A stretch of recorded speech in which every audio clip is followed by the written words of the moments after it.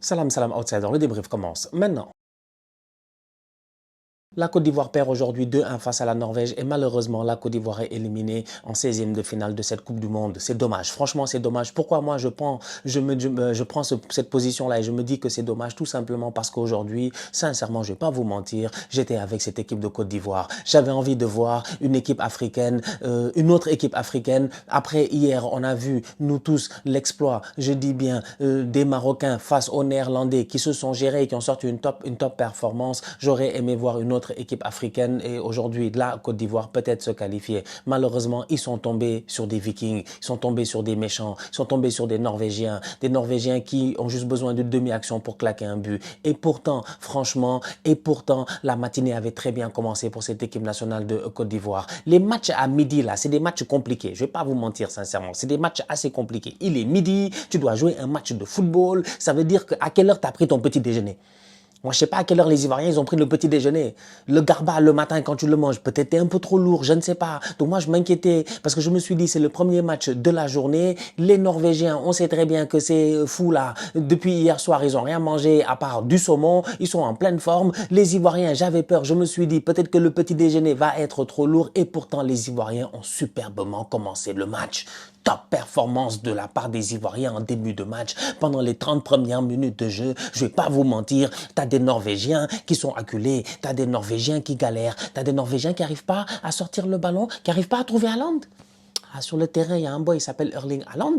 Franchement, pendant 30 minutes, on le cherche, c'est compliqué. Erling, t'es où? Erling, t'es où?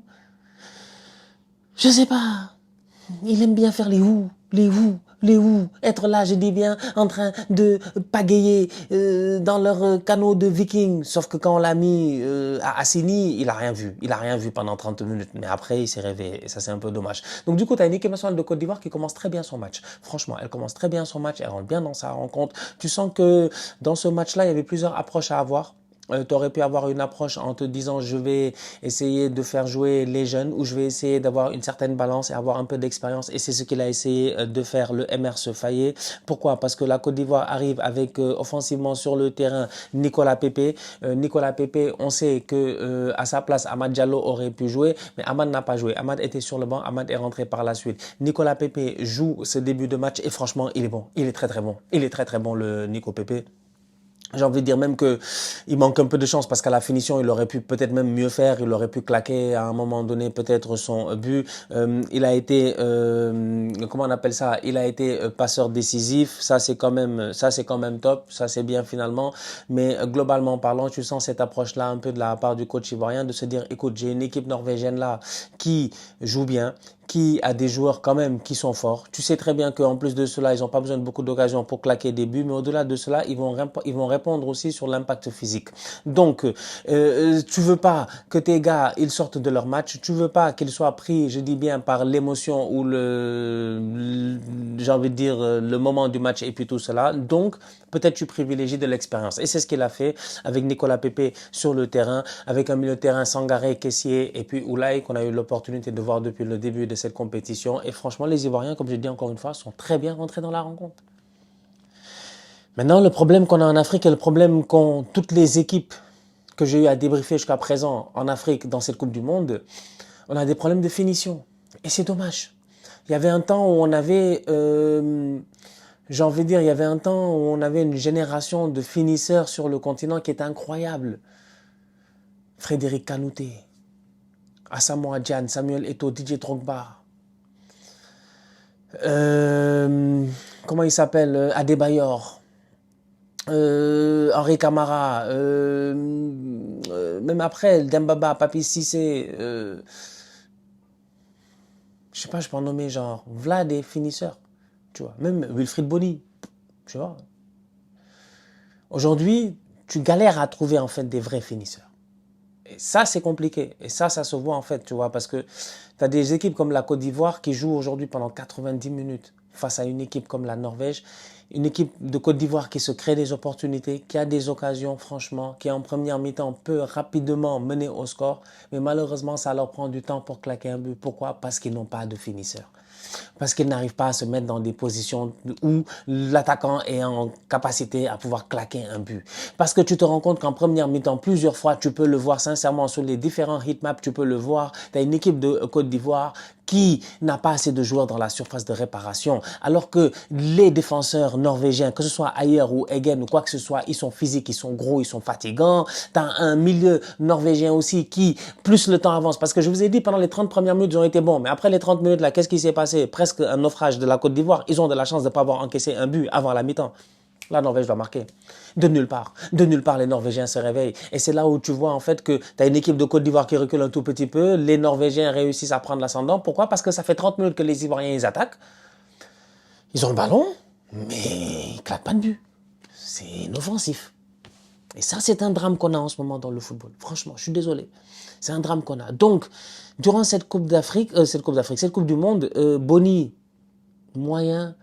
Eli Wahi, il y a un match, il n'a pas joué en plus, il n'a pas pu y aller, tout cela à cause des trucs de visa, parce qu'il y a une enquête et tout apparemment sur lui, donc il n'a pas été très bon, il n'a pas réussi à prendre le sens de la compétition, carrément, on peut dire.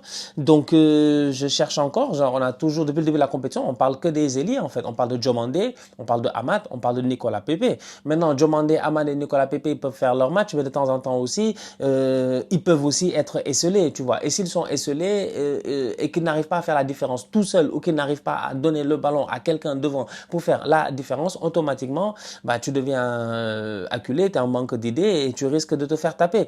Donc heureusement que cette équipe nationale de Côte d'Ivoire là, elle a réussi quand même à égaliser parce qu'ils prennent un très beau but et c'est ce que je dis en fait. Ils en ont pris, excusez-moi, je disais tout à l'heure qu'ils auraient pu prendre un but avant la mi-temps face à la Norvège, ils auraient pu prendre même deux buts, excusez-moi. Ils en ont pris un, ils auraient dû en prendre deux. Les Norvégiens ouvrent le score avec Moussa, très beau but, franchement rien à dire et puis tout. Mais les Ivoiriens, ça leur prend du temps et c'est là où moi j'ai mal en fait parce que je me dis, waouh, il y a du talent, il y a du potentiel dans cette équipe, mais il n'y a pas de finisseur, il n'y a pas un attaquant qui pèse lourd. Donc tes gars, ils sont sur les côtés, ils travaillent, mais il n'y a personne, ça pèse pas lourd. Gueladou, il peut pas centrer, il n'y a personne. Il n'y a personne. Dommage.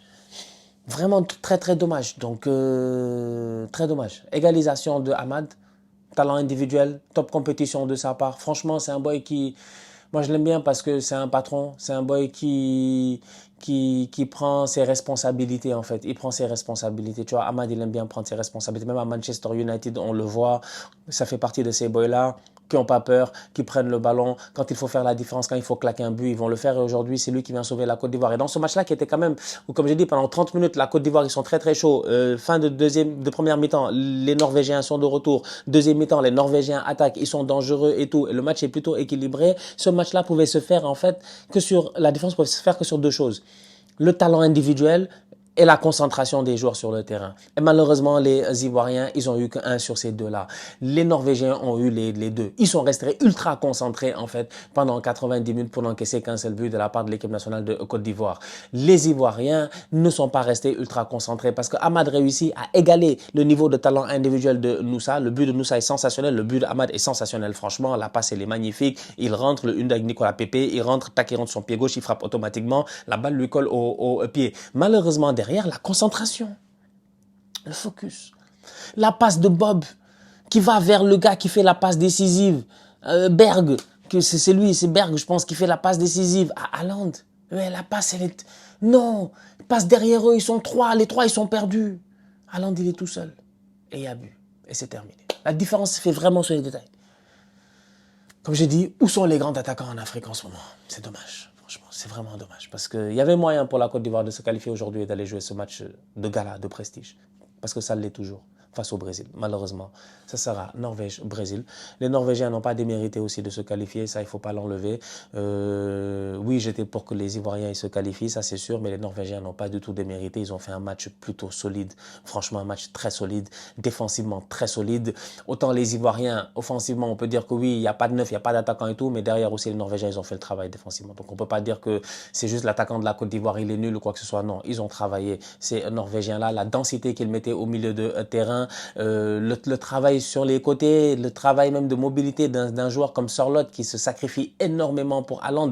Quand je vois Sorloth qui fait 4 mètres de haut, qui ressemble à Wembanyama, qui est sur le côté, qui est en train d'essayer de faire décrocher des passements de jambes, je me dis mais on est où là franchement? Je sais que le basket il a évolué, mais le football n'a pas évolué au point où Peter Crouch se met à faire des flip-flaps. Et pourtant c'est ce qui se passe avec Sorloth franchement. Il est tout simplement, moi je trouve très pertinent. En fait, il a un rôle très ingrat. C'est un attaquant. Il doit marquer des buts normalement. Il doit être dans la surface de réparation, mais il est vraiment au service de Haaland.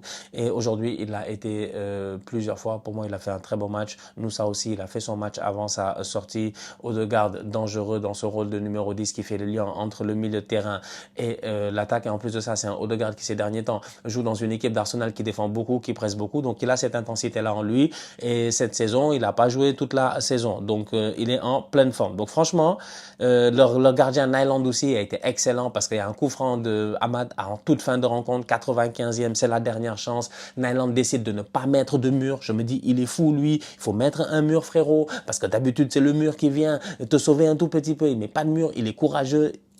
Il dit à Ahmad frappe, enroule superbement bien le ballon. Le ballon va presque vers la lucarne, ça doit rentrer et Nyland est là pour faire l'arrêt. C'est dommage. Franchement, comme je dis, ça aurait pu être 50-50, mais la différence se fait sur les petits détails et notamment sur le fait que les Norvégiens ont juste été plus tueurs que les Ivoiriens. La famille, on se capte très bientôt pour une nouvelle vidéo. D'ici là, continuez à liker, continuez à partager. On s'abonne. On est ensemble, on reste en santé. Toujours le plus important. Tous outside.